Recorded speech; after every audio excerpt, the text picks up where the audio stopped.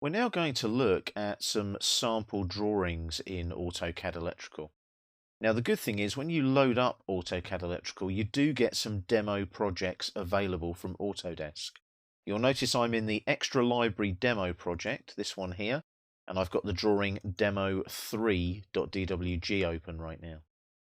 Now, because these are Autodesk demos, they will be predominantly using the JIC electrical standard, which is the main American imperial standard.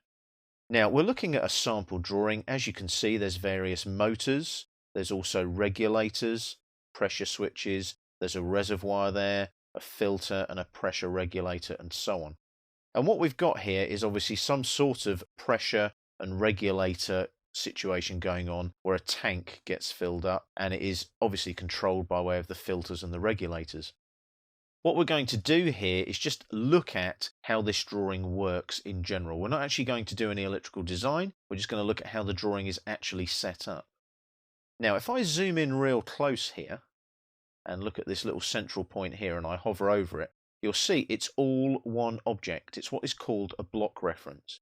Most of the symbols and the electrical symbols that you bring into a drawing in AutoCAD Electrical will be block references from a symbol library. So if I click there, it selects, but if I double click it, what will happen is I'll actually get some information come up asking me to edit that block definition. Now you'll notice this is a WD dot block, so if I OK that now, what will happen is I can edit that, and you can see now it's opened up the block editor. Now I'm going to close the block editor. We don't actually need to go into any more depth there, but you can see that those blocks are created like that to allow you to use them as symbols. You'll notice if I hover over the tank, can you see it's all a block reference there? And if I just click on it once, it highlights. What I can do there is I can right click and you'll see that I get all this information here where I can edit the component. Now this technology has come from Autodesk Inventor, and the nice thing about this is I can just hover and look, I can move around, and what's really nice is you get like this kind of blue flashlight kind of environment that floats around each of the settings. Can you see that? It's a really nice tool to use.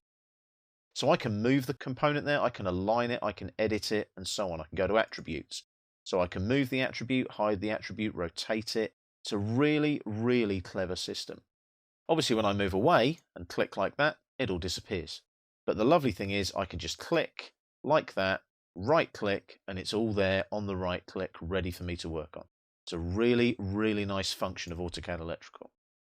So that's how we're going to be working in AutoCAD Electrical in a typical drawing. Now you'll notice I've done no electrical design there at all. What I'm trying to get you to grips with here is just an overview of what you're going to be doing and how it all works.